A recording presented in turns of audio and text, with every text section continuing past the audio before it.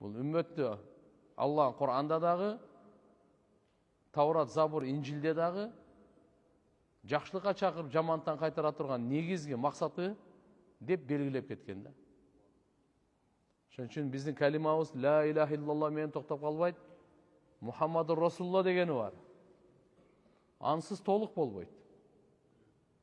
Мұхаммаdur Расулулланың мәнісінде өткенгі сабақта айттық әлі. Мұхаммаdur Расулулла. Мұхаммад саллаллаху алейхи ва саллям Алланың Расулы, елшісі, пайғамбары. Мұнаке умуму рисалатихи саллаллаху алейхи ва саллям пайғамбарымыздың пайғамбаршылығы жалпы елге, адамзатқа. Мұрынғы пайғамбарлар болса, өзінің қауымына әле келген, белгілі аймаққа әле келген. Bir учурда 2-ден 3-тен пайғамбар болады әле. Ибрахим пайғамбар мен Лут пайғамбар бір заманда болышқан. Муса пайғамбар мен Харун пайғамбар бір заманда болышқан. Bir заманда әле бір топ пайғамбарлар болчу. Бирок биздин пайгамбарыбыз саллаллаху алейхи ва саллям болгондо башка бирөө да болгон эмес. Ар бир пайгамбардан кийин пайгамбар келген. Биздин пайгамбарыбыздан кийин пайгамбарлык мөр басылып, эми bundan кийин бир да пайгамбар болбойт деген чечим чыккан. Пайгамбарыбыз саллаллаху алейхи ва саллям кыямат күнгө чейин келе турган инсандарга жана жиндерге пайгамбар. Мурунку коом пайгамбарлар жок. Өзі алардың уақытысы белгілі, аймағы белгілі, елі белгілі ғана қауымға келішкен. Мұна пайғамбар саллаллаху алейхи ва саллямдың башқа пайғамбарларға болған артықшылығы, өзгөчөлүгү ушул жерде турат. Құранда Алла субханаху ва тааля айтат: "Ва ма арсалнака илля каффатан лин-наси башира ва надира." Біз сені бардық адамзатқа башир жана надир кылып жибердик дейт. Башир деген кандай? Куш кабар угузуучу. Алланын тарабынан ким иман келтирсе, ким жакшы амал кылса, ким Аллага баш ийсе, ошого куш кабар угузат. Мынаке Алла разы болот, күнөөңөрдү кечирет, бейпил турмуш берет, адалы рызкы берет, ортоңорго ынтымак берет, таза жашоо берет, кайгыларды чечет, жакшы өлүм берет, барзакта бейиштин бакчасы, ахиретте моундай, бейиштин ичинде мындай неемат сыйлыктар, куш кабарды айтат.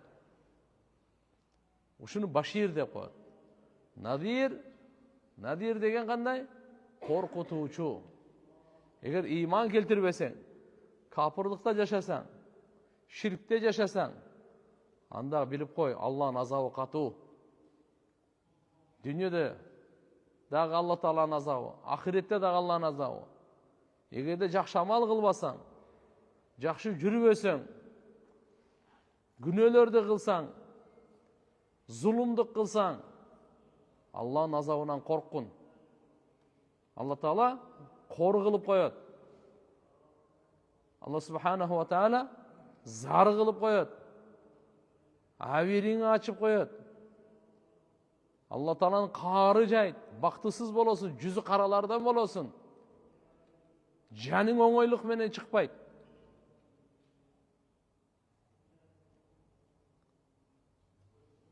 Кабырга барганыңда дозоктун айда чукуру болот. Ахиретте жүзүң караят. Дозокко отун болосуң, шайтан менен чогуу киресиң деген коркутууларды. Эки жактан тең да. Башир, надир. Чын сүйлө, мынандай пайдалары бар. Жалган сүйлөсөң, андан коркутат. Пешине термен тап, сүйүнчүлөйт. Уурулук кылсаң, андан коркутат. Кичпейил болсоң, пайгамбар сүйүнчүлөйт. Кичпейилдикте. Текеберлик болсоң, андан коркутат. Текеберлигиңдер. Ошондо туугандар, мынаке башира ва надира. Экинчи аятта: "Кул я айюхан нас, инни расулуллахи илейкум жамиа." Алла пайғамбарыбызға өзі айттырып атады. Айтқын, ей Мұхаммад саллаллаху алейхи вассалам, ей адамзат, мен сілердің барыңарға Алланың тарауынан пайғамбар болып жіберілдім деп айтқын дейді. Ей меккеліктер, ей арабтар, ей Құрайыштар, ей менің дорымда жашагандар, ей менің қауымым деп пайғамбарымыз жар салған емес. Не деді? Алла айттырып отады. Ей бүткіл дүниедегі адамзат, мен сілердің барыңарға Алланың тарауынан пайғамбар болып жіберілдім. Алланың тарауынан еме сілерге хабар алып келем. Ғайыптан хабар алып келем. Дин туғандар түсініп алыңыз. Бардығы ғайыптан келген. Қаяқтан келген? Ғайыптан келген бұл. Намаз ғайыптан келген.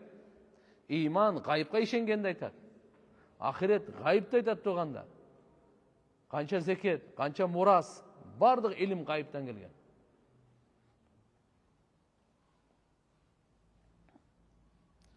وَمَا أَرْسَلْنَاكَ إِلَّا رَحْمَةً لِلْعَالَمِينَ. Алла айтады, біз сені бүткіл аламға рахмат қылып жібердік дейді. Мына. Пайғамбарымыз Мұхаммад алейхиссалам таныйлы туғандар.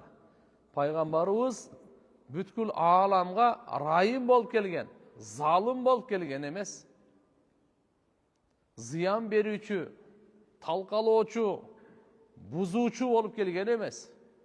Пайда беруші, оңдай тұрған, түздей тұрған, тазалай тұрған, райымды жашауны үйрете тұрған болып келген пайғамбар саллаллаху алейхи вассалам. Пайғамбарымыз асманға дағы райым, жерге дағы райым, инсандарға да райым, періштелерге да райым, айуандарға да райым, жиндерге дағы райым. Пайғамбар саллаллаху алейхи вассалам өзінің дорында дағы қиямат күнге чейін инсандарға дағы бардығына райым болып келген. Райымдылықты кімден үйренеміз? Мұхаммад Расулулла. Райымды жашауны кімден үйренеміз? Мұхаммад Расулулла. Бір-бірімізге қанша райымдылық қылауыз? Мұхаммад Расулулла. Анткені пайғамбарымыздың жашосы, пайғамбар саллаллаху алейхи вассалам жашосы толығы менен райымдылығы. Bir кичинекей зұлымдық жоқ. Қатулық, жамандығы жоқ. Райымдылық қана. Набийю рахма. Пайғамбарымыздың лақауы Набийю рахма. Райымды пайғамбар мына. Райымдылықтың пайғамбары. Райымдылықтың жол басшысы. Атаңа райым қыл, ей. Апаңа райым қыл. Bir туғаныңа райым қыл. Аял бала чақаңа райым қыл. Алсыздарға райым қыл. Орулыларға райым қыл. Кембағалдарға райым қыл. Мұқтаждарға райым қыл. Байларға райым қыл. Бардығына тегерегіңдегі райым қыл.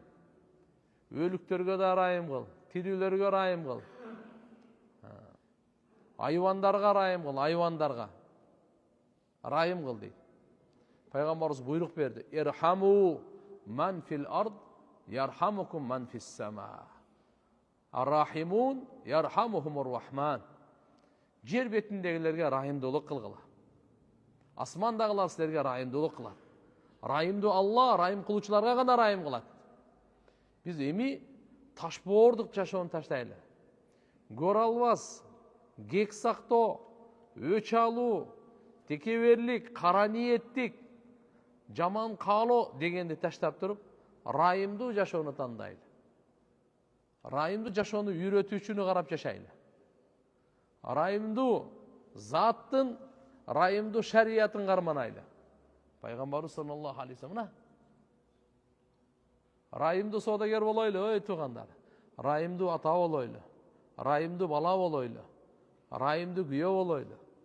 Райымды қошына болойлы. Райымды пайғамбар саллаллаху алейхи вассалам. Алла Таала мына айтып қана. Мына 3 аят оқып бердім. Üçün де тең Алла Таала бүткіл адамзатқа, бардық адамзатқа, бүткіл аламға деп пайғамбарымызды пайғамбар қылып жіберіп атады. Алла субхана таала. Ушул әрбір аяттан да өзінің қауымына, өзінің еліне, ғана пайғамбар деп келе айтылған жоқ. 4-cü ayet. Tebarekellezî nezzelel furqâne ala abdihi liyekûne lil âlemîne nadîrâ. Ana. Tebarekellezî. Bereke eğisi Allah Teala. Berekeni Allah verir. Berekenin eğisi Allah. Canga dağı, can dünyöge dağı, mal dünyöge dağı, ömür, densoluk, akılga, ilimge, jaşoого, bala çakaga berekeni Allah verir. Berekeni Allah'dan başka hiç kim bere almaydı. Bereke eğisi özü. Allah'ın atı Tabarak. Olu. Tabarakellezî. Uşunday bereke eğisi nezzelel furqan. Kur'an'ın dağı bir atı var. Furqan degen. Düşürdü Furqan'dı. Furqan degen ne? Ajratır. Kur'an'ın bir sıfatı uşunday. Ak menen karan ajratat. Beyiş menen dozokta ajratat. Baktulu menen baktısızdıkты. Payda menen ziyandı. Sowop menen günönü. Jakşı menen jamandı. Ajrata turgan kitep Kur'an. Kur'an-ı Kerim ajrata turgan kitep. Kim beyişke barat, kim dozok barat. Ajrata turgan kitep. Siz bilesizmi jakşı degen ne, jaman degen ne? Kur'an aytat, ajrata turgan kitep. Bilesizmi жалган menen çın kандай eken? Kur'an aytat, ajrata turgan kitep. Hakikatты, hakikat sızdıktan ajrata turgan kitep. Adilettүүлүктү taşboordudan ajrata turgan kitep. Ajrata turgan kitep Kur'an-ı Kerim. Nezzelel Furqan, Furqan da Allah Subhanahu ve Teala düşürdü. Al kitep, uşunday kitep eken. Kim dünyada ak menen karаны ajratkanды үйрөнөйүn dese Kur'an'da açsın. Beyiş menen dozoktu үйрөнөйүn dese Kur'an'da açsın. Payda menen ziyandı, sowop menen günönü. Adam menen ayvan kim, adam kim. Ajratkanды bilsen, anda Kur'an'da açsın deyip bana kara. Kimge al? Tebarekellezî nezzelel furqâne ala abdihi. Allah Teala öz pendesini uşu Kur'an ajrata turgan kitepti Allah Teala'm düşürdü. Ne üçün? Liyekûne lil âlemîne nadîra. Maksatını aytıp atat. Bütkül alamga nazir davat kılış üçün de. Peygamber sallallahu aleyhi ve sellem'den birinci günden başlap akırkı günge çeyin davat kıldı. 23 yıl davat kıldı. 23 yıl Allah menen tanıştırdı. Allah'ın kudretini ayttı. Allah Teala menen korkuttu. Allah Teala'nın süyüsün, muhabbatın, nimetlerini estetti. Allah'ın koldosu, jardamın, korgosun bunu estetti. 23 yıl Peygamber sallallahu aleyhi ve sellem. Da'iyan inallahi biidnihi ve sirajan munira. Peygamberimizin jörötkön maksatı uşule. Allah Subhanahu ve Teala'ga çakırat ele. Gündüzü de çakırat ele, tündüzü de çakırat ele. Kıyınçılıkta dağı, bartılıkta dağı, saparda dağı, üyünde dağı. Bardı uçurlarda. Adamlar da ılgavayt ele. Baylarda dağı, kembagallar da barın. 5. ayet. Ve uhiye ileyye hadal Kur'an liundirakum bihi ve men belag. Mına uşul Kur'an kitap mana vahiy, Kudaylık kavar katarı düşürüldü deydi. Ne üçün? Sizlerdi korkutuğum, jana uşu Kur'an kimge jetse oşonu korkutuğum üçün. Emneden? Egerde sizler buzukuluktu taştabasaňar, kan tögünü taştabasaňar, kapırlıktan toktabasaňar, günöden toktabasaňar, kılmıştılıkты kıla bereseňer, anda bilip koygula. Men sizlerdi korkutamın Allah'ın azabı menen deydi. Peygamber özün tarafından emes. Alamdın kojoyunu, jaratuçusu, beyiştin, dozoktu jaratkan Allah Teala menen korkutamın. Allah Subhanahu ve Teala'nın azabından korkula, karından korkula, cazasından korkula, dozoğundan korkula, otundan korkula, korduğundan korkula dağı aramdı taştağıla. Maksat aramdı taştatu. Maksat şirk, kapırlıkты taştatу. Maksat kan tөгүү, kılmıştуулuk, günöөнү taştatу. Başka eşlik emес.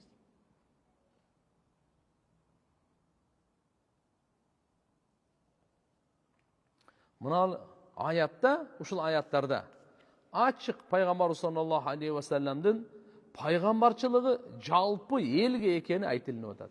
Акыркы аятта өзгөчө ва ухия илейя хадан Кур'ан лиундиракум бихи ва ман балаг. Кур'ан менен пайгамбарыбыз коркутту. Кур'ан кимдин сөзү? Аллахтын. Кимдин китеби? Аллахтын китеби. Пайгамбар саллаллаху алейхи ва саллам өзүнүн жанынан эмес, муштум менен коркуткан жок. Таяк менен коркуткан жок, кылыч менен коркуткан жок, курал жарак менен коркуткан жок. Пайгамбарыбыз эмне менен коркутту? Кур'ан менен коркутту. Кур'ан кимдин китеби? Аллахтын китеби. Аллах айтып койду эрде. Кур'ан менен мынакей. Демек, максат кандай? Адам бизде шайтан азгырып күнөө кылдыртат да. Шайтандын иши ушул. Он башка шайтан ал эме кылбайт да. Не десем? Шайтан ибадат кылбайт. Ал дават кылат, только анын иши дават. Шайтан мына үй салып, курулуш салып, андай кылбайт анын иши. Бунун иши только жамандыкка чакыруу. İnsanды бузуш керек, инсан бардыгын өзү бузат дейт. Карачы кандай? Шулуң, İnsan деле бузуп койсоң болду. Бул үй бүлөсүн дагы бузат. Досторун дагы бузат. Динин дагы бузат, ахиретин дагы, дүйнөсүн дагы бузат. İnsan деле бузуп кой дейт, бул өзү бардыгын бузат дейт. Шайтандын иши ушул. Пайгамбардын иши кандай? İnsan деле оңдоп кой, бул бардыгын оңдойт дейт. İnsanды оңдоп кой, бул бардыгын оңдойт. Үй бүлөсүн дагы оңдойт, элин дагы оңдойт, дүйнөсүн дагы оңдойт, ахиретин дагы оңдойт, жерин дагы оңдойт, мамлекетин дагы оңдойт. Бул только оңдойт. İnsan деле оңдоп кой, бардыгын оңдойт. Шайтандын иши кандай экен? İnsan деле бузуп кой, бардыгын бузат дейт, мына. Пайгамбардын кандай? Пайгамбарлар көрөгөчү. Пайгамбарлар көрөгөчү. Алар кантип мындай аларга көрөгөчүлүктү ким берди? Аллах берди. Аларга бул илимди шайтан кайсы жактан кирерин, каяктан ким үйрөттү? Аллах. Азгырыктарын, бузукуларын бардын Аллах субханаху ва тааля айтып койгон. Ал эми башка пайгамбарлар, мурунку пайгамбарлар өзүнүн коомуна эле келген. Мисалы Нух пайгамбар, Аллах айтат: "Лакад арсална Нухан иля каумихи." Биз Нух пайгамбарды жибердик өзүнүн коомуна гана. Ва иля Адин ахахум Худа. Атка Худ деген пайгамбарды жибердик. Ат деген коом болгон. Ва иля Самуда ахахум Салиха. Салих пайгамбарды Самуд коомуна жибердик дейт. Ватлу алейхим наба Ибрахим ид кала ли абихи ва каумихи ма та'будун. Даже Ибрахим пайгамбарды. Ана сен аларга окуп бер Ибрахим пайгамбардын кабарын, качанда ал өзүнүн атасына жана коомуна айтты Ибрахим пайгамбар. Не деп? Ма та'будун. Силер кимге ибадат кылып атасыңар деп. Муса пайгамбарга валакад арсална Муса би аятина ан ахриж каумака миназ зулумати илан нур. Биз Муса пайгамбарга өзүбүздүн аят мужиза белгилерибизди берип жибердик. Не деп? Ан ахриж каумак, өзүңдүн коомуңду чыгар. Өзүңдүн коомуңду, бүткүл адамзат деген жок. Каумак, коомуңду чыгар. Каяктан? Миназ зулумати илан нур, караңгылыктардан. Каяка чыгарайын? Нур, жарыктыкка чыгар. Муса пайгамбарга Аллах Таала айтат: "Ва идқала Муса ли каумихи."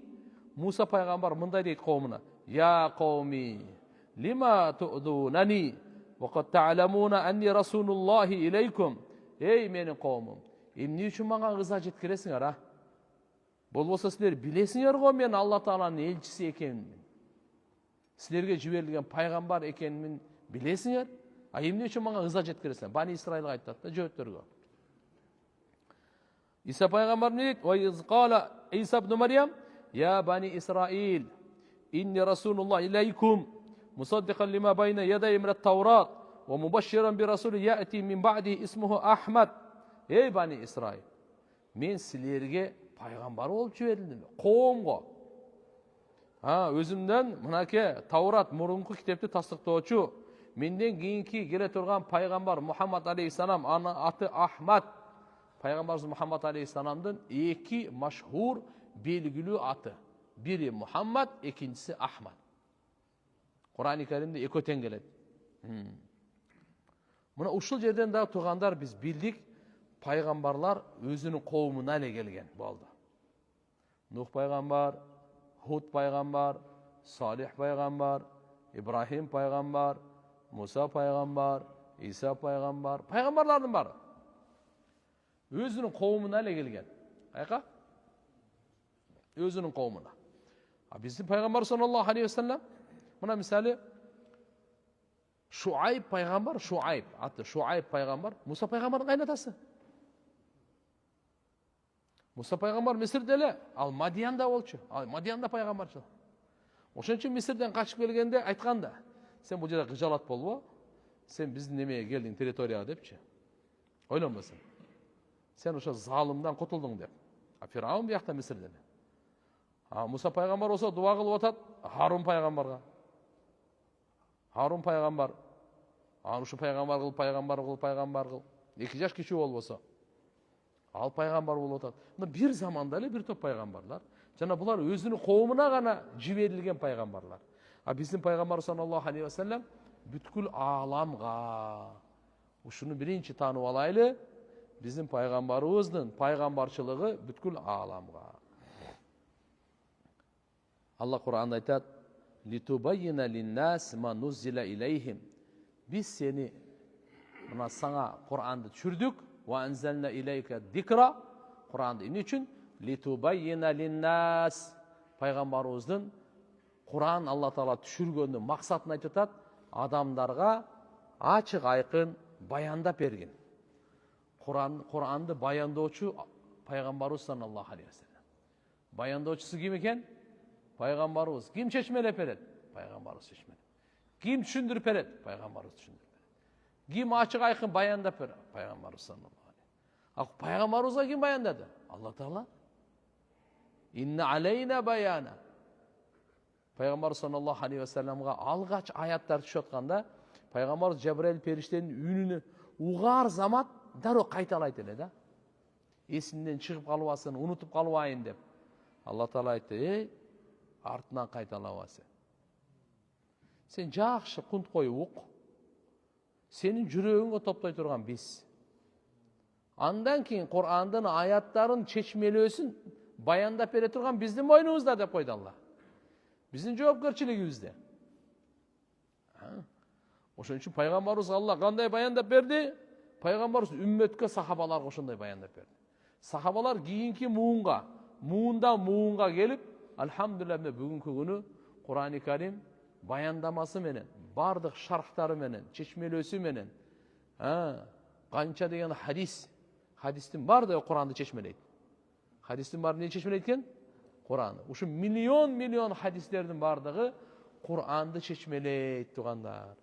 Kur'an'da çeşmeleydi. Peygamberimiz sallallahu aleyhi ve sellem bunu bayandap bergen. Bukhari, Müslim'de, Sunan kitaplarda Cabir radıyallahu anh'dan rivayet var. Peygamber sallallahu aleyhi ve sellem aytat: "Utitu khamsan lam yu'tahunna ahad qabli." 5 nerse bana berildi deydi Peygamberimiz. Oşol 5 nersenin menden burada bir dağı Peygamberge berilgen emes dedi. Mağa le berilgen.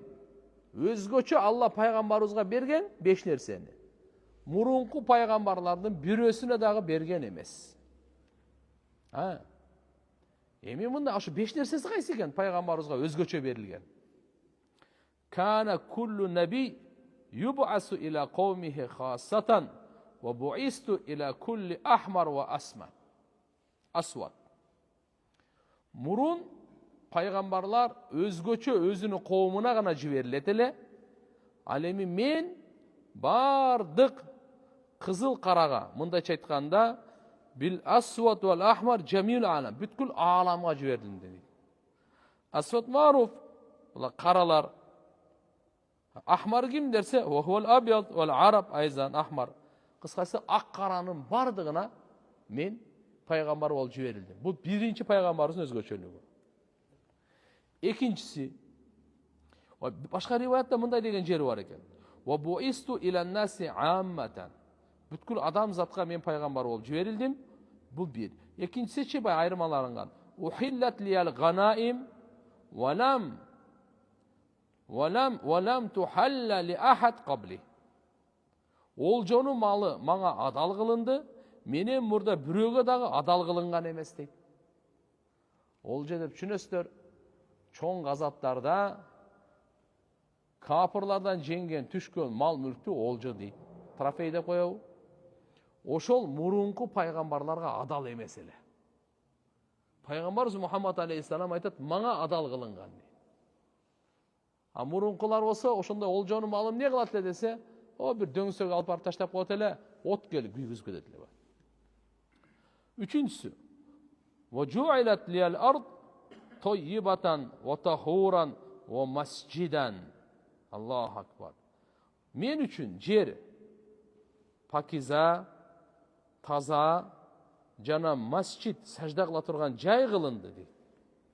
Фа айюма раджул адракату салах салла хайсу кана. Кайсы адам намаз кайсы учурда кайерде парыз болуп калса, ошол жерде окуй берсин дейт. Мурункулар туугандар, алар өзүнүн ибадатканасына келип намаз окуса, намазы кабыл болот. Бирок көчөдө төп ашуга окшогон жерлерде окуса кабыл болбойт эле да. Пайгамбарыбыз айтат, мына мага жер таза кылынды. Ал дегени таяммум. Таяммумду түшүнөсүздөр. Бизде даарат менен да тазалануу бар, топурак менен да тазалануу бар. Суу жок болуп калган учурда, же суу бар, адамга денесине тийсе ооруп калышы мүмкүн. Ошондой учурларда мынаке таяммум кылат. Таяммум ошол таза топуракка кылынат. А мурункуларда только суу, таяммум аларда жок эле да. Жер мага таза кылынды деп атат. Жана жер сажда кыла турган жер кылынды деп атат. Кайсыл жерде сиз азыр үйүңүздө намаз окусаңыз дагы, машаалла. Талада намаз окусаңыз, тоодо намаз окусаңыз да кабыл. Мурункуларда андай эмес. Алар ибадатканасына келип намаз окуса гана кабыл болот эле, болбосо болбойт. Пайгамбарыбыз айтат, жердин бардыгы мага сажда кыла турган, намаз окуй турган жер, жана жердин бардыгы мага таза кылынды дейт мына. Айырмасы борбу? Андан кийин ва нусирту бирраб алал аду байна ядай масирата шахрин. Төртүнчүсү, мага душманга каршы сүр менен жардам берилди. 1 айлык аралыкта. Капырлардын жүрөгүнө пайгамбарыбыздын сүрүн салып койгон. Ушеден 10 метрден эмес, 1 ай. 1 ай аралык канча узак? Ошондон ошол алардын жүрөгүнө коркуу башталып калган. Пайгамбарыбызга ушуну өзгөчө кылып берген. Акыркысы ва утиту шафаа, мага шафаат берилди дейт. Кыямат күнү пайгамбарыбыз Мухаммад алейхиссалам бүткүл адам затка, анын ичинде бардык пайгамбарларга кошо шафаат кылат. Буну шафаатул кубра деп коет, шафаатул узма деп коет. Эң улуу пайгамбарыбыздын шафааты эртеге кыямат күнү бүткүл адам заттын атынан пайгамбарыбыз гана сүйлөйт. Пайгамбарыбыздын сөзү гана эске алынат. Пайгамбарыбыздын сөзү ортого түшкөнү гана кабыл алынат. Ошонун атын улуу шафаат дейт. Бардык адамзат Адам атабызга кайрылат. Адам атабыз шафаат кылгандан баш тартат. Нух пайгамбарга кайрылат, ал баш тартат. Ибрахим пайгамбарга, Муса пайгамбарга, Иса пайгамбарга баары баш тартат, баары. Анан айтылат, бүгүн ортого түшсө, бир Мухаммад гана түшөт, башка эч ким түшө албайт дейт. Ошондо бүткүл адам затка Алла Таалага ортого түшкөн Мухаммадур Расулуллах. Ошон шафаат ээси дейт мына туугандар. Мына 5 нерсе берилди деп атат. Менен мурда бирөөгө да берилген эмес. Биринчиси кайсы болду? Мурун бардык пайгамбарлар өзүнүн коомуна өзгөчө келген. Биздин пайгамбарыбыз бүткүл адамзатка келген. Экинчиси, олжонун малы аларга адал эмес эле, пайгамбарыбыз мага не деди? Адал кылынды деди. Үчүнчүсү, жер бардыгы таза дарата алып таямым кылганга жана намаз окуганга кылды. Мурункуларга мындай берилген эмес. Төртүнчүсү, 1 айлык узактыкта сапарда душмандын жүрөгүнө сүрүн салып койгон пайгамбарыбыздын, мурункуларда мындай жок. Бешинчиси, шапаат. Шапаатта дагы бүткүл адамзатка. Атак туугандар, пайгамбарлар шапаат кылат. Алымдар шапаат кылат. Шейиттер шапаат кылат. Балагатка толбой өтүп кеткендер шапаат кылат. Макулбу? Шапаат, ажылар шапаат кылат. Шапаат кылат бар өз учурунда кылат. Бирок баягы массовый бүткүл адамзатка маселени Алла Тааладан пайгамбарыбыз чечтирет да. Ушул эң улуу маселени. Хорошо?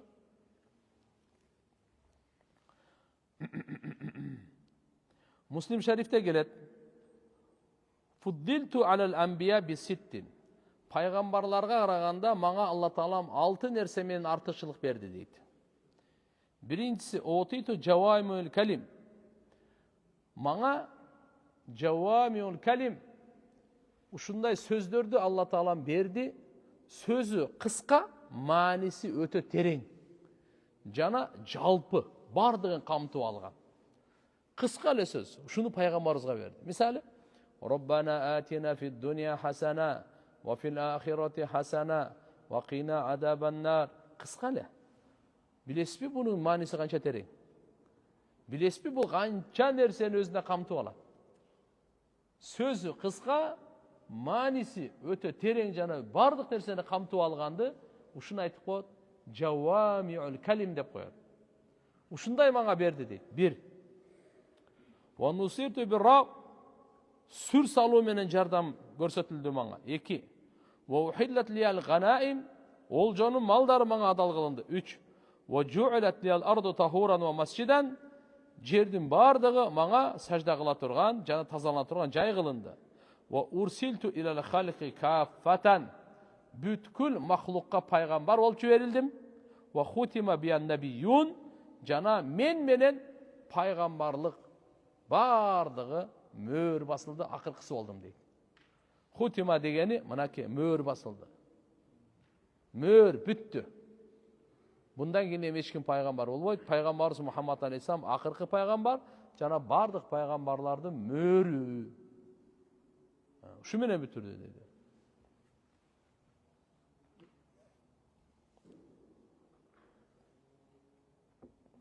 Аллаху акбар. Аллама Суюти рахматуллахи алейх зикр кылат Хасаис китебинде. Ибн Аббас разияллаху анхумадан пайгамбар саллаллаху алейхи ва саллям айтат: Алла Таала мына мага 5 нерсе берди, менден мурда пайгамбарларга берилген эмес эле деп азыркылар келет дагы. Ошондон кийин эң акыркысында бир сөз бар. Ал мындай: "Валам ябqa набиюн илля у'тия сулаху ва ахарту ана да'авати ва шафаатан ли уммати" дейт. Бул Базарда да, Байхакида да бар экен. Бул мындай: bir артыкчылыгы пайгамбарыбыз Мухаммад алейхиссаламдын, урматтуу туугандар. Bir артыкчылыгы дагы бардык пайгамбарлар тилегин Алла бир өзгөчө дуасын кабыл кылып койгон. Пайгамбарлардын бар дуаларын Алла Таала кабыл кылат. Бирок спец деп коеюн мындай. Өзгөчө бир дуа экен, сураган Алла субхана ва таала берген да. Пайгамбарыбыз ошону дуа кылбай коюптур. Калтырып коюптур.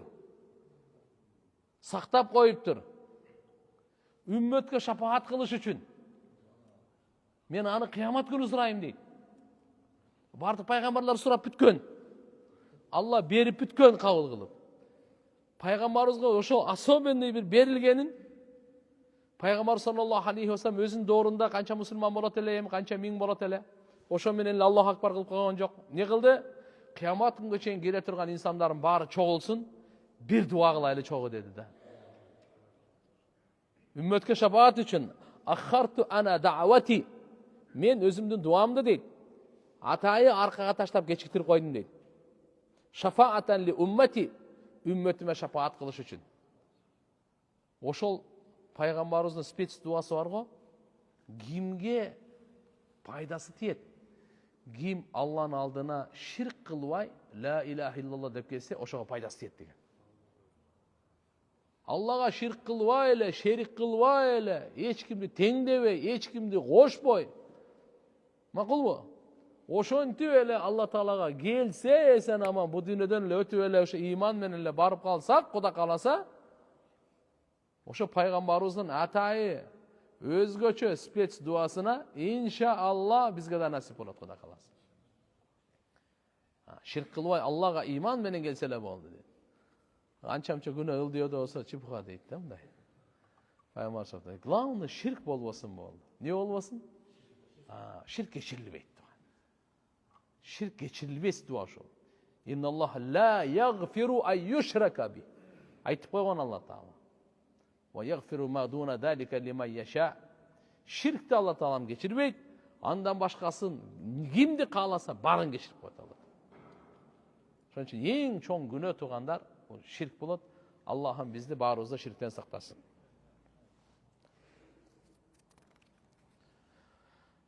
Peygamber sallallahu aleyhi ve sellem akırkı peygamber. Estegende ortada peygamberimiz jön ele peygamber emes, akırkı peygamber. Peygamber sallallahu aleyhi ve sellem, mınday peygamber dep iman keltirебиз go, bunun manisi ne? Bunun manisi Peygamber sallallahu aleyhi ve sellem Allah'ın tarafından emnen alıp gelse, oşonu kabul alıp yaşoga alıp keleyli. Mına uşu peygamberga iman keltirgendi manisi. Daha aytayın. Peygamberga peygamber dep iman keltirgeniňizdin manisi, peygamber Allah'ın tarafından bizge kanday nerse alıp gelse, oşonu kabul aluu.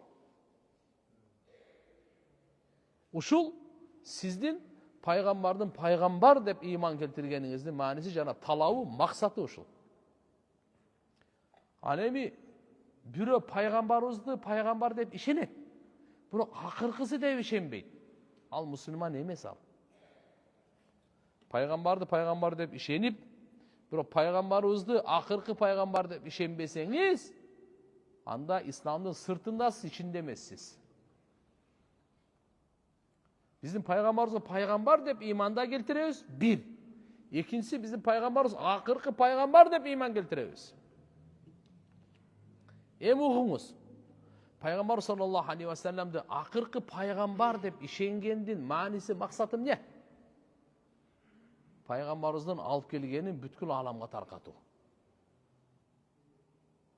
Kıyamat günü için kele turgan insanlarga jayıltуу. Mına peygamberimizde akırkı peygamber dep işenip atasızbı? Anday bolsoňuz, peygamberimizden alıp kelgenin başka peygamber gelbeyt emi. Anda kийинки буунга, kийинки adamlarga, gele turganlarga, alarga kim dindi жеткирет anda? Alarga dindi siz men жеткиребиz. Şoň üçin Allah Taala maktadı. Kuntum khayra ummatin ukhrijat lin-nas ta'muruna bil ma'ruf ve tenhauna anil munkar ve tu'minuna billah. Sizler eň mykty ümmet bolduňar. Allah bizni maktap atat Kur'an'ında. Sizler eň mykty, eň jakşı ümmet bolduňar dep. Allah başka peygamberlerin ümmetini maktagan emes. Bizni maktap atat. Ukhrijat lin-nas, eneňerden içinden çıgarıldıňar. Adamların paydası üçün. Adamlarga sizler payda jetkiriş üçün eneňerden içinden çıgarıldıňar bu dünýäge. Ey Muhammed peygamberden ümmeti, sizler eň mykty ümmetsиңер. Sizler adamlarga payda jetkiriş üçün çıgarıldıňar eneňerden içinden. Kanday payda eken? Ta'muruna bil ma'ruf ve tenhauna anil munkar. Jakşylyga çakırasıňar, jamanlyktan kaytarasıňar. Ve tu'minuna billah, jana Allah Taalaga iman keltiresiňer. Birinci Allah Taalaga iman keltiresiňer dep aytış kerek ele. Bu yerde üçüncü orunga koyup koydu. жакшылыкка чакырасыңар, жамандыктан кайтарасыңар. Силер мыкты үммөт болгонуңардын себеби ушул. Энеңердин ичинен адамзатка пайда жеткире турган, адамзатка пайда эмне? Ушул. Маруфка чакырасыңар дейт. Маруф не ал? Маруф деген Алланын элчиси жакшы көргөн, жактырган нерсенин аты маруф. Мункар эмне? Мункар деген Алланын элчиси жек көргөн, жаман көргөн нерсенин аты мункар. Демек, ey Muhammad'ın ümmeti sallallahu aleyhi ve sellem. Силердин кыла турган ишиңер Алланын элчисине жага турган нерсеге чакыргыла. Силердин кыла турган ишиңер жана Алланын элчисине жакпай турган жаман иштен кайтаргыла. Мына силердин ишиңер ушул. Жана өзүңөрдү унутуп калбагыла. Өзүңөрдүн ыйманыңарды да ойлогула. Кээде ушундай болуп калат, башкаларды оңдойлу, башкаларды жакшылыкка чакырайлы деп өзүн унутуп калат. Алла Таала Кур'анда айтып койгон: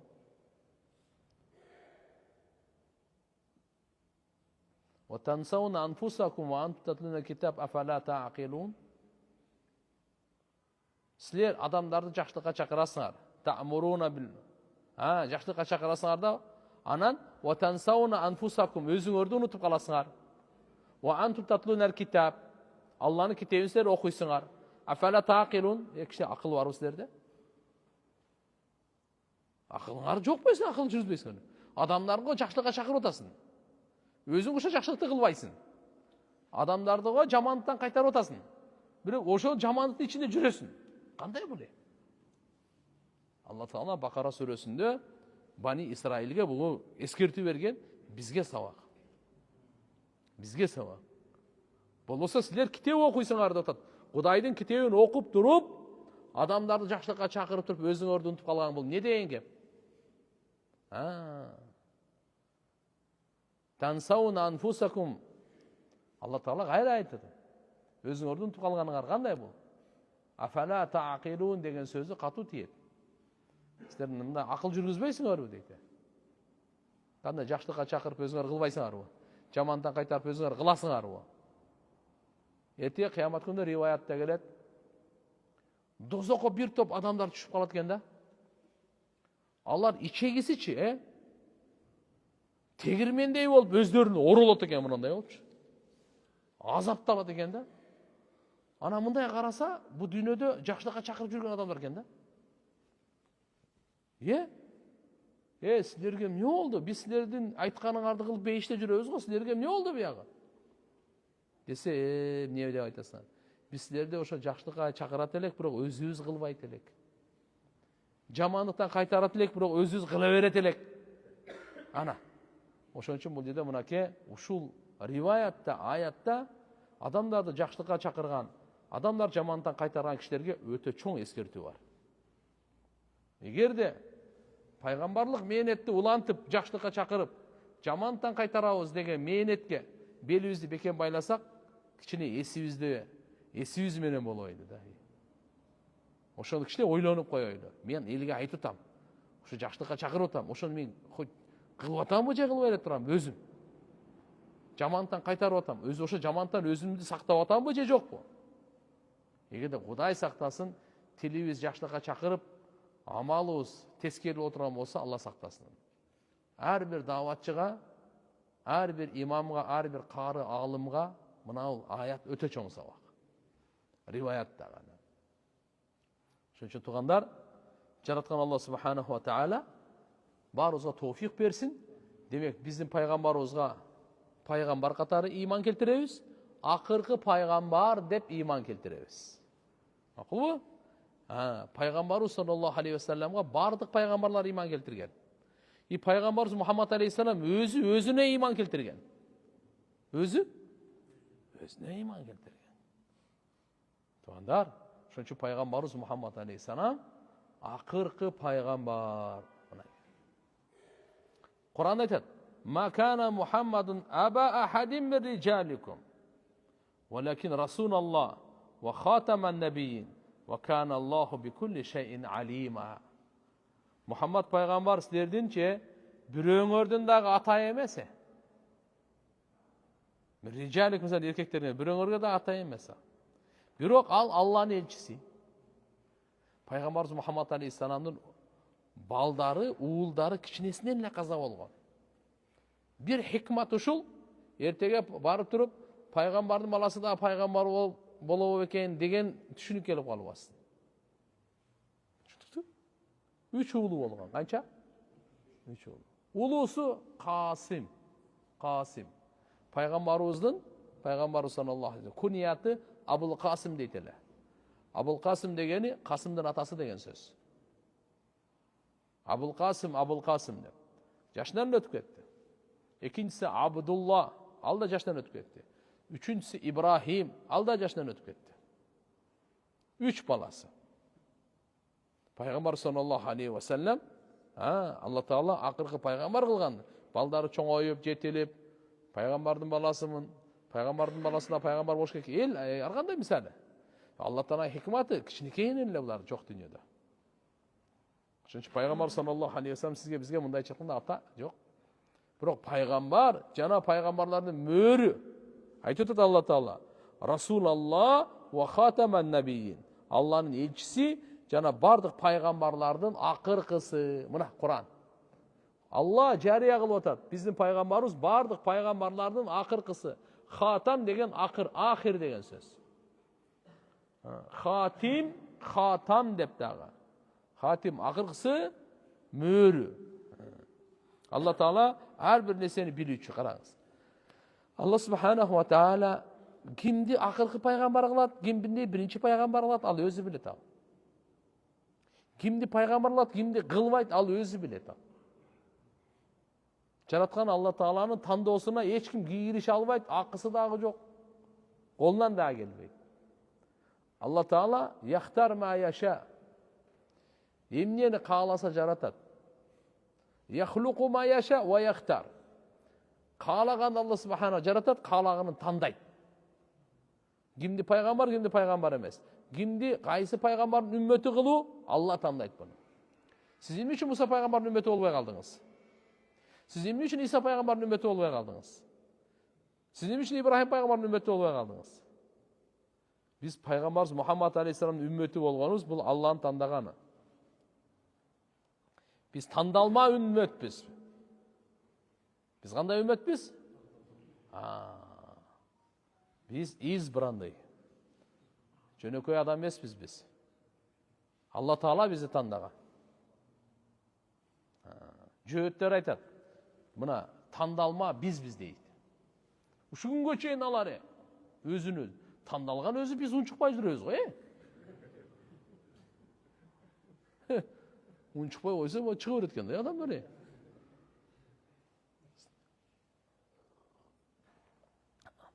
Базардачы оригинал келбесе, фальшивыйлар оригинал сезиле берет экен да. Оригинал келгенде базарга, анан мынаң фальшивый турбайбы деп калат да. Мурда 90-жылдары Япониядан магнитофондор келет эле. Panasonic азыр барбы жок билбейм. Sony, Moni дегендер толтура болчу да. Барбы азыр? Sharp бар тыны көп эле. Анан эле мына жакын туугандар дагы булар тез да. Кытайлыктарды айтам. Сразу да базар толтура берет. Анан кайсынысы эмне экенин билбейсиң да. Ати оригинал келгенде эле бул жок эле. Фальшивый билинип калат да. Чында. Кудум ушундай жердин үстүндө майданда мына оригиналдар турса, фальшивый ким экен билинип калат. Биз качан биз чыгабыз? Мына бизде Алла Таала ушунча макам берди. Өзүбүздүн макамыбызды унутуп калып, бүгүн биз каяка чейин түшүп кеттик. Бизге ушундай Алла улуу макам берди. Болгондо дагы Аллаху акбар, тандалган. Кандай экени? Тандалган. Куранда алар айтат жөөттөр. Курани Каримдерде бизде айткан дейт. Алла Таала айтып атат, мына мен Бани Исраилди тандадым дейт, туура. Бул да бар Куранда. Инни фаддалтукум алал аламин деген аят бар. Бани Исраил мен силерди бүткүл ааламга эң артык тандалган ушуна кылгам дейт. Бирок ал өзүнүн доорунда тандалган эле. бүткүл дүйнөдө коомдордун арасынан Бани Исраил, мисалы Муса пайгамбардын орунда, Бани Исраил дегени өзү Якуб пайгамбардын балдары деген сөз. Кимдин балдары экен? Дети Израиля дейт. Израиль деген Исраил Якуб пайгамбардын экинчи аты. Эки аты бар. Якуб, Исраил. Ал ошону азыр ошо ат коюп коюшту. Эмне деп коюшту? Израиль деп коюп алышты. Израиль деп орусча Израиль. Өздөрү Исраилле, дагы деле Исраиль, арабча деле Исраиль бүт эле. Орусча Израиль зы кылып алышкан. Атак Исраиль. Ал Якуб пайгамбардын экинчи аты. Исраиль дегендин мааниси Абдулла. Эски жөөт тил бул. Алланын кулу деген сөз. Исраиль деген эмне экен? Алланын кулу деген сөз. Ошонун 12 баласы болгон. Якуб пайгамбардын 12 баласы, бир баласы Юсуп пайгамбар. Бир баласы Биньямин. Бир баласы Яхуда. Кыскасы ошо 12 баладан 12 уруу менен ушу көбөйгөнү ушулардан бардыгы. Пайгамбардын балдары булар. Бирок пайгамбарларды өлтүргөндөр. Пайгамбарларды тажаткандар. Пайгамбарларды алдагандар. Алланын каргышына калгандар. Алланын ачуусуна калгандар. Биз Фатиха сүрөсүндө гайрил магдуби алейхим дейбиз. Алар кимдер? Жөөттөр. Я Алла, өзүңдүн ачууң жааган, каарың жааган ошолордун катарына бизди кошпо деп. Ошо жөөттөргө кош. Валаддаллин, адашкандардын катарына бизди кошпо я Алла. Алар кимдер экен десе? Насара, христиандар. Кантип адашты? Иса пайгамбарды Кудай деп алды. Бирөөсү Иса пайгамбардын баласы деп чыкты. Бирөө үчөөчү мынандай деп чыкты, үчөө төртөө деп. Койгула. Иса пайгамбар Алла Тааланын кулу, пендеси, улуу пайгамбары, Алланын кудурети менен жаралганы. Инжил түшкөн ага. Алланын пайгамбар деп биз сыйлайбыз. Иса алейхиссалам деп. Иса пайгамбарга иман келтирбесең, иманың толук болбойт. Пайгамбар Алланын кулу деп иман келтирди. Мына туганда, ошон үчүн биз тандалган үммөт өзүбүздү унутпайлы макамыбызды. Аллаху а'ламу хайсу яджалу рисалата. Алла өзү куп билет да пайгамбарчылыгын каяка койгонун, кимге берерин. Алла субхана ва таала кимге берерин ол өзү жакшы билет. Сен айта албайсың да, эмне үчүн мага бербей койду депчи. Эмне үчүн паланчага бербей койду деп. Жок. Бул пайгамбарчылыкты Алла өзү тандайт. Алла Таала, Аллаху акбар, бекер жараткан эмес тугандар мунун бардыгы. Залым эмес Алла Таала. Вамаллах юриду зулман лил ибад. Алла пенделерине зулумду каалабайт. Вама роббука биздалламин лил абид. Алла пенделерине залым эмес. Булар өздөрү залымдар. Ушул жерден биз билсек болот, пайгамбарыбыз Мухаммад алейхиссаламдын макамы канчалык улуу, даражасы канчалык бийик, мансабы жалпы эл, бардык пайгамбарлыктын мөөрү басылып атат. Ошон үчүн пайгамбар саллаллаху алейхи вассалам ушунча улуу неаматка шүгүр кылып, жарыя кылып коет эле. Алла Таала өзгөчөлүгүн берген үчүн. Муслимде риваят келет, Абу Хурайра разияллаху анхудан пайгамбар саллаллаху алейхи вассалам айткан: "Масали ва масалул анбия." Менин жана пайгамбарлардын мисалы, мен кабли менден мурда пайгамбарлардын мисалы. Камасали раджулин бана буньянан фа ахсанаху ва аджмалаху илля мавда лабинатин мин завиятин мин заваяху. Bir kişi bir үй салыптыр тугандар. Аябай чырайлуу үй салыптыр. Фа ахсана ва аджмала, өтө кооз, өтө чырайлуу үй салган. Бирок бир чекесинде бир кирпич орну бош турат, ошо коюлбай калыптыр да. Бир кирпич, бир кыштын орду бош. Фа жаалан нас ятуфуна бихи. Адамдар тегеренип, таңыркап, тамшанып, оозун ачып алышкан эди барды. Көрүп, эмне деген. Ай, кап. Ушул жерде бир кыш жетпей калыптыр да. Ошо кыш болгондо, коюлганда бүтмөй экен 100-ге 100 деп. Пайғамбарымыз айтады, ошол кыш менмин дейт. Ошо менен коюлуп бүткөн деген сөз. Үйдүн акыркы точкасы. Курулуштун акыркы кышы. Бардык пайгамбарлар келди, 124.000 пайгамбар келди. Канча? Азы көп. Акыйкатын Алла билет. Китептерде болжолду 120.000, 124.000, кээ бир риваяттарда 200.000ге чейин айтылып кетет. Бирок акыйкатын Алла билет. Ошолорду мисалы айтам да 120.000 деп коюңуз. 119.999 болуп турса, бирөө жетпесе, акыркысы пайгамбарыбыз болуп атат да. Пайгамбарыбыз айтты саллаллаху алейхи вассалам: "Ва я'жабунаху ва яқулун халла вуди'ат хадихи лабина." Кап. Ушу бир эле кыш коюлбай калыптыр да, аябай жакшы болгон экен. Ошол коюлуп калса жакшы болмогон деп. Пайгамбарыбыз айтты: "Фа ана лабина ва ана хатаман набиин." Ошол акыркы коюла турган кыш мен бардык пайгамбарлардын акыркысымын деп. Мисал келтирип түшүндүрүп берип атат бизге.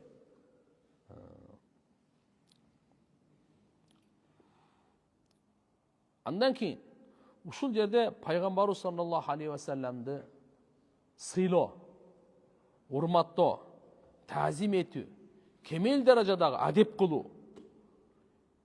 Анткени ал сизге бизге окшош эле адам эмес. Балким пайгамбарларга окшош пайгамбар эмес деп айтсак да болот да. Биздин пайгамбарыбыз Мухаммад алейхиссалам жөнөкөй адам эмес да. Даже жөнөкөй пайгамбар эмес да. Ошон үчүн айтат го.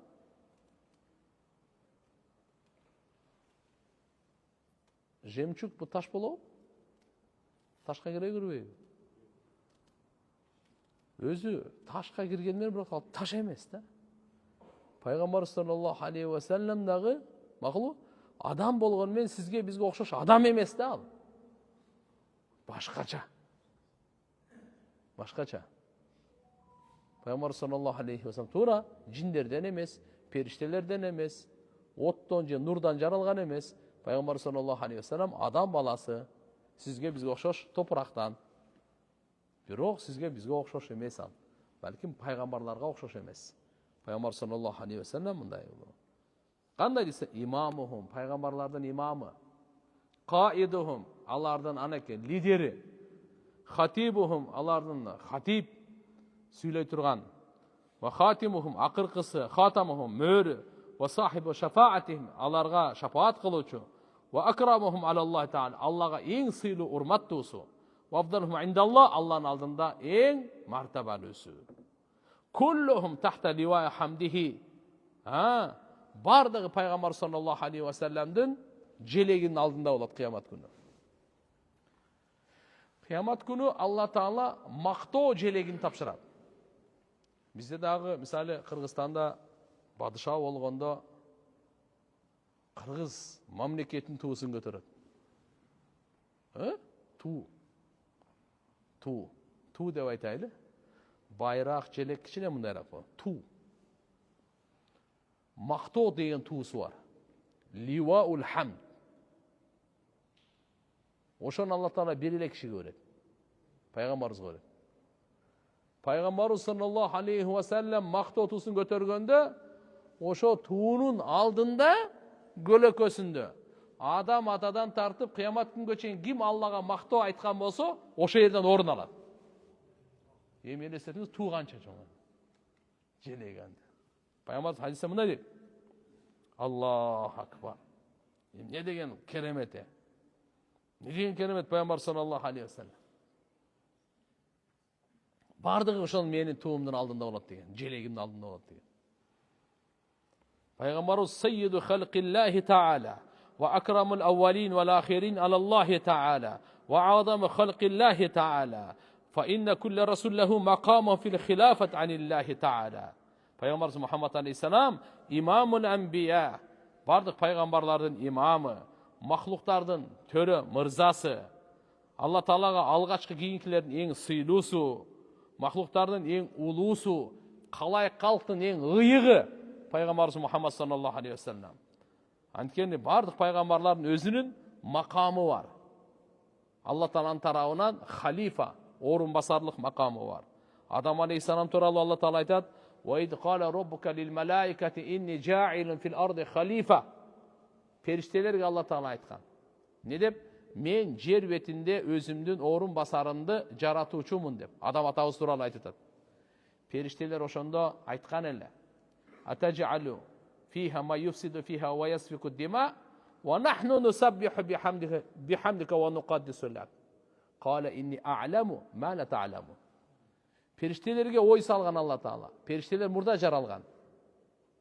Адам атаны жаратуу боюнча Алла Таала періштелерге айтат: "Мен жакын арада өзүмдүн орун басарымды, Адамды алейхиссаламды жаратуучумун жерде" дегенде алар айтканда, жер бетинде бузукулук кыла турган, кан төгө турган затты жаратасызбы деп периштелер бир тараптан каршы чыккан. Адам атабыздын, сиздин биздин жаралуубузга периштелер каршы чыккан. Булар жер бетине келет дагы кан төгүшөт. Азыр ааламда канды ким төгүп атат? Адам. Бузукулукту ким кылып атат? Адам. Акылы бар адам кылып атат. Акылы жок айван ушунчалык бузукулук кылбайт, канчалык акылы бар инсан бузукулук кылып атат. Периштелер ошондо эле мурда эле айткан муну. Булар вообще жаратпай эле коюш керек деп. Вообще бу дүйнөгө келбей эле койсун булар. Булар кылган иши только кан төгүү, бузукулук кылактоо. Алла айтат периштелер: "Биз мактоо айтабыз сага" дейт. "Биз сени арулайбыз, биз сени улуктайбыз. Нахну нусаббиху бихамдика ва нуқаддису лак." Сени биз, я Алла, арулайбыз дейт. Биз сага мактоо айтабыз, улуктайбыз дейт. Алла айтты: "Инни а'лам ма ла та'лам." Мен билген сен билбейсиңер, короче. Мен билгенди сен билбейсиңер. Бир суроо туулат, периштелер жарал элек Адам алейхиссалам, Адам ата, Адам боюнча кеп кылып атышат. Жарал элек да. Кийин булар болсо бузукулук кылат, кан төгөт анамда. Периштелер гайыпты билеби? Каяктан билди муну? Ушундай болоорун каяктан билди? Десе, алымдар жооп берет: "Жиндерге салыштырмалуу билишти" дейт. Жиндер көрсө бизге чейин алар тополоң кылып кетишкен экен да. Жиндер Адам алейхиссаламга чейин жаралган.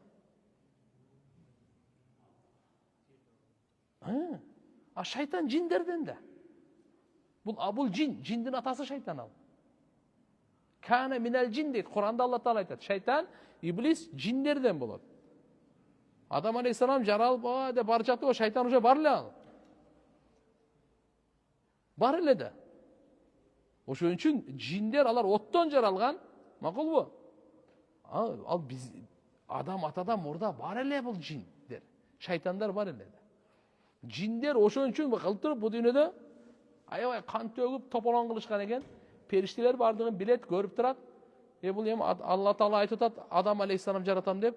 Ушу окшогондой бир махлук болсо керек да деген да булар. Ошон үчүн салыштырмалуу айтканда булар да ушуну кылат депчи. Себеп жиндерде дагы напси бар. Адамда дагы напси бар. Периштеде напси жок. Маселе ошол жерде болуп атпайбы? Периштелерде эмне жок? Аларда нафс жок аларда. Алла эмне буйрук берсе аткарат, вообще тоң моюнда кылбайт да. Бизде нафс бар. Мен башка жакка өтүп кеттим. Эмнени айтайын деп аттым мына вообще. Кеттик анда мына дейм. Так. Мынаке Ибрахим пайгамбардын халифатчылыгы боюнча: "Кала инни жаилука лин-нас имама." Алла айтты Ибрахим пайгамбарга: "Мен сени бардык адамдарга имам, жетекчи кылып коем" деди. Ибрахим пайгамбардычы. Кодум ушундай бүгүн Абраминский учение деп коет. Биз Ибрахим дейбиз, мына орустар жөөттөр болсо, алар эмне дейт? Абрам. Абрам тебе виднее дейт го. Эмне рухсаңыздар керек. Атан кийинкилер анекдот деле кылып. Караңыз бул. Жөөттөр, христиандар, мушриктер, мусулмандар төртөө тең айтат: Ибрахим биздики дейт. Себеп төртөөнө тең имам. Алла айтып қойды, барлық адамдарға иман боламын деді. Адамның ішінде жөт деле бар да. Христиан дагы бар, мушрик дагы бар, мұсылман да барлығы бар. Бірақ Алла айтты: "Ма кана Ибрахим яхудиян, вала насраниян, валакин кана ханифа муслима, ва ма кана минал мушрикин." Ибрахим Ибрахим пайғамбар. Ал жөт емес эле. Христиан дагы емес эле. Мушрик дагы емес эле. Анан эмне? Аллага баш ийген, өзүн толук тапшырган мусулман болчу dedi. Толук тапшырган мусулман болчу. Ибрахим алейхиссалам. Ошончо эмне? Андан кийин Дауд пайгамбар боюнча: "Я Дауд, инна жаалнака халифатан фил ард." Эй Дауд, биз сени жер бетинде халифа кылдык дейт. Мынаны караңыз, мыналардын баардыгы кетип атат. Пайгамбарыбызга кезек келгенде пайгамбар саллаллаху алейхи ва салламдын халифатчылыгын, шарапатын баян кылып, артыкчылыгын, улуу мартабасын баян кылып, мындай деди: "Инналлазина юбайюнака иннама юбайюналлах, ядуллах фаука айдихим." Шек күмөнсүз, эй Мухаммад, саңа байат кылгандар, кол бергендер, алар Аллага кол бергендер, Алланын колу алардын коллорунан үстүн. Фаука айдихим. Мындай дегени Алла Тааланын кудрети. Алланын колу дегенде, биздин сизге кол деген эмес ал. Жараткан Алла субханаху ва таала яд сабит била кайф билбейбиз. Аллага иман келтиребиз. Алла Тааланын сыпаты бол. Бу айтып атканы Алла Таала Куранда айтат: "Сахабалар пайгамбарыбызга байат кылышкан." Байат деген мындай: ант берип, ант менен кол берүүнү айтат. Некен? Мынаке. Алла Таала пайгамбарыбызга кезек келгенде кандай билип атабыз? Мурунку пайгамбарларды Алла өзүн атаган, үммөтүн атаган эмес. Пайгамбарыбызга кезек келгенде пайгамбарыбыз саллаллаху алейхи ва салламдын үммөтүн Алла Таала мактап, ким саңа ант берсе, ал Аллага ант берген деп атпайбы? Ар бири халифа буларчы. Жараткан Алла субханаху ва тааланын жардамалары менен деди.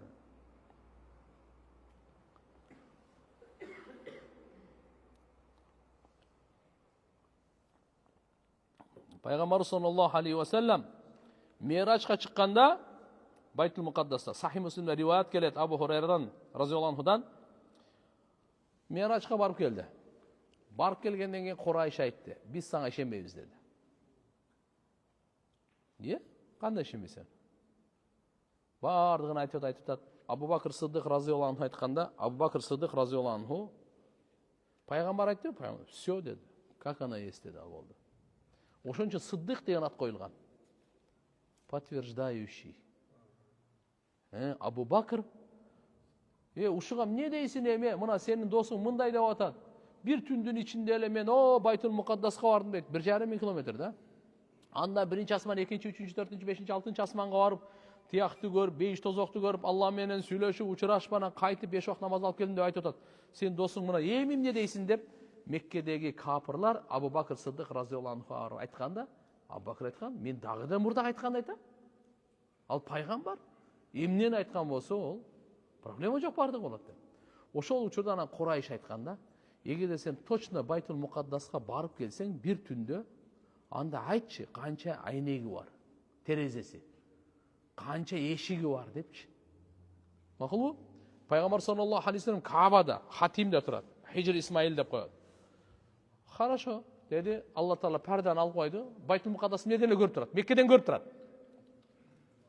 Мындай прямой эфир жок, азыр бар го прямой эфир. Андай жок прямой эфир. Көрсөтүп койду. Так, мына оң жак, сол жагында деп бардык терезесин, эшигин санап берип койду. Ооздор ачкан бойдон калды. Каяктан? Алла субханаху ва таала мындай макам берген биздин пайгамбарыбызга. Парданы ачып койду, бардыгын санап берип койду. Мынанча экен. Аллаху акбар. Себеп дейт пайгамбар саллаллаху алейхи ва саллам айтат өзүчү. Качан мен ошо Миражга чыкканымда, ал жакта пайгамбарыбыз Миражга чыгып кетип атат. Ол терезеси, канча терезеси бар, канча эшиги бар, ошону санаганга кетпей эле турат да. Булар ошону суроону берип атат. Мен ал менен алеге эмес элем дейт. Ладно, аяктан барып келгенден кийин бардыгын анан кийин айтып берип койду да. Бардыгын айтып койду. Кабарым бардым берип койду. Ошондо пайгамбарыбыз айтат, мен пайгамбарлардын жамаатын көрдүм дейт, Байтул Мукаддаста. Муса пайгамбардын жанынан Муса пайгамбарды көрдүм дейт. Туруп намаз окуп аткан экен дейт. Иса пайгамбарды көрдүм. Ал дагы намаз окуп аткан экен дейт.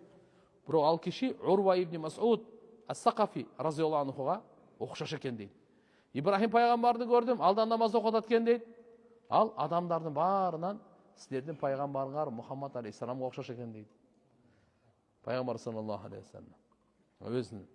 Кийин мен аларга намаз жакындап калганда имамчылыкка өттүм дейт. Намаздан бошогондон кийин бирөө айтты: "Эй Мухаммад" деди мынака. Аллаху акбар. Мынага салам айтып кой деди. Карасам дейт, "Фабада бихи биссалам". Ал салам бере калды. Бир риваятта келет, Анас разияллаху анхудан Пайгамбар саллаллаху алейхи вассалам ушу Исраны айтканда айтат: "Фалам албус илля ясиран хатта иштема нас". Адамдар көп топтолуп кетти. Азан айтуучу азан айтты, комат айтылды, сап-сап болуп турулду. Ким бизге имам болот деп күтүп турушкан экен. Жабраил периште менин колуман кармады дагы, алдыга өткөрүп койду. Мен баарына имам болуп намаз окуп бердим дейт. Пайгамбарыбыз Мухаммад алейхиссалам Миражга кетип атканда бардык пайгамбарлар ушу Кудуста Масжидил Аксада күтүп алышкан. Пайгамбарыбыз сый менен узатайлы. Пайгамбарыбыз Бурак деген жандыгы менен барып, эшектен чоң, качырдан кичинекей барып байлап атай. Ошол жерге барып имамчылык. Ибрахим пайгамбар жанында экен, биринчи сапта экен. Бош турат имамчылыктын жаны. Пайгамбарыбыз адеби менен риваятта келет, Ибрахим пайгамбар эми атасы да эми, ата бабалары да. Сиз өтүңүз десе, Жабраил периште айтыптыр. Бүгүн сизден башка бул жерге эч ким өтө албайт. Пайгамбарыбыз ошол жерде бардык пайгамбарларга имамчылык кылганда, пайгамбарыбыздын лакабы Имамун Набийин. Пайгамбарыбыз бардык пайгамбарлардын имамы. Биздин эле имам эмес, бардык пайгамбарлардын имамы. Анан кийин кетип атпайбы тияка. Кудай кааласа, иншалла, мынау убакытта болуп калды окшойт. Азан айтылды. Майыр. Маками Исра вал Мирадж боюнча кийинки сабакта кылабыз иншалла, Кудай кааласа. Субханак Аллахумма бихамдик нашхаду ан ла илаха илля анта настагфирука ва натубу илейк. Айта бер азанды.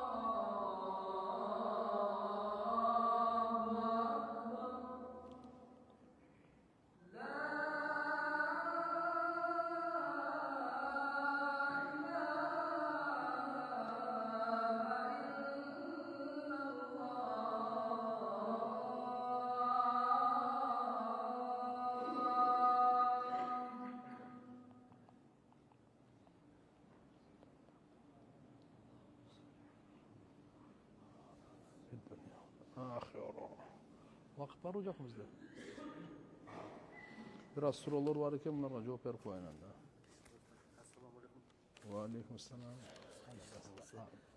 Rahmat, sağ olun. Men bu sorularga cevap berip koyayım. Qatparlisiga yuvalashib baravar. Oo, ya bu kitapçı var mı? Uydan o'qing, o'zingiz yoqdan o'qilmaydi-da. Rahmat, Alloh razı olsun. Qandaysiz ustazım? So'ro, men Qur'onni bütkömün, jashowumda ko'p qiyinchiliklarni ko'rdim. O'chirda universitetda 2-kursda o'qiyim, kelinchegim o'rinib jurot. Namoz o'qiydi, aytsam da o'qiydi, mendan jashirib to'g'anlarini tashiydi. Shukr qilmay talaq ber deb ko'p aytadi. 3 balam bor. G'iylayman, atasiz bo'lmasin deb. Mendan jashirib ko'p narsa qiladi. Nasihat aytib qo'yingizchi so'ranam. Soquluqdan keldi. Alloh taolam qaniyet bersin de barımızga. Jaratkan Allah Taala kimge taqdirni qo'shgan bo'lsa, o'shaga shukr qilish kerak. Nike g'ayibdan bo'ladi turganlar. Ana bugun eng jashowga mына uy bulolik institutni talqalab atgan bu telefon. Ayalı telefonda özünçe güyösü, telefonda şariat tıyı salgan nerselerdi görgöndө tuğan bilip koy. Ortada ısık, suyu, urmatсый, takvalık bardı talqalanat. Жыйынтыга барганда шүгүрсүздүк пайда болот. Элдер мындай жашайт экен, биз мындай деп. Пайгамбарыбыздын жашоосу, үй бүлөсү бизге үлгү. Айша эне өзү айтат, Пайгамбар Мухаммад алейхиссаламдын үй бүлөсү bir uç buğdayga 2 gün katar toygon emес deydi. Qanday? 2 ay ötüp ketет эле, 3 ay ötüp ketет эле, moorudan tütün çıkpayt эле deydi. Кантип жашайт элеңер ошондо? Тамак пышпайт эле деген сөз да. Айтат, 2 кара алал асвадай. Кара курма менен, карандай суу менен эле жашайт элек болду дейт. Бирок талак, азыркындай келишпестик, ana mına деген маселелер жок эле да. Ошон үчүн иншалла бизде каниет болсун. Кудайга шүгүр, бүгүн баарыбыз ток болсун. Бирок мына дүйнөнүн ачкөздүгү бизди ушуга жеткирип коет тургандар. Мен айтабыз, таква болгула. Иншалла үйдө көбүрөөк ибадат кылыңыздар. Алхамдулилlah сизге жазып көрүп жатканыма Аллага шүгүр. Интернет тармактарынан сиздин баягы сабактарыңызды көрүп турам. Жакында эле бир түш көрдүм. Түшүмдө келинчегим курбу коллегасы менен шаардагы бескамейкаларда отурушат. Мен күтүп тургам. Аңгыча сиз келип калдыңыз. Экөөбүз аябай жакшы учураштык. Андан кийин мени жүр деп өзүңүзгө кошуп ала кеттиңиз. Түшүмдө сиз менен жүрөм. Эң кызыгы астагфирулла, Мекке шаарында окшош жерде карта ойноп отурабыз. Жаныбызда кишилер да бар. Өзүнчө бир жамаат экенбиз. Ошо дейт. Кээде таква болуп кетем, кээде намазымда жок болуп калат. Азыр эч нерсеге кол барбай жатат. Жалкоонун жалкоосу болуп бүттүм. Намаз баштаганыма көп эле жыл болуп калды. Сыноолор ар тараптан келет, көзүмдү ачып койду. Алланын бар экенине азыр шек жок. Мурда шек бар беле. Мурда жипте жүргөм, азыр жумушум да жок, карыз көп. Мага бир дуа бериңизчи сураныч дейт. Туган эм намаз кезде таштасаңыз, карта ойногон түштөр баары шайтанда не. Каерде болсо дагы. Меккеде эле болсоңуз иштин баары бүтө бербейт туган. Меккеде ошо Абу Лахаб да Меккеде өлгөн. Иман болуш керек, ошон үчүн Кудайга намаз таштабаңыз. Кандай болгон чакта дагы 5 убакыт намаз же. В любом случае, мы таштабаң такыр. Так. Уақыт болған. 4 минут бар. Қандайсыз ұстаз? Жақсы, алхамдулилла. Турат, ушуну менен кабыл алыңыз. Устаз, мен бирөөдөн 5000 сом рубль алган болчумун. Устаз, алган учурда телефондон көптөгөн которгондо 4000 ашык болгон. Ошону рубль кылып береминби же түшкөн акчаны береминби? Ошол жооп берип коюңузчу суранычы.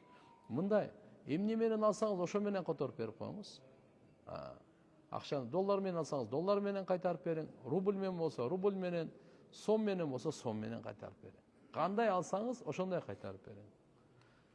Устаз, бир аз карызым бар болчу, буюрса кутулам, дуа кылып коюңузчу. Менин атамды ичиңизден окуңуз.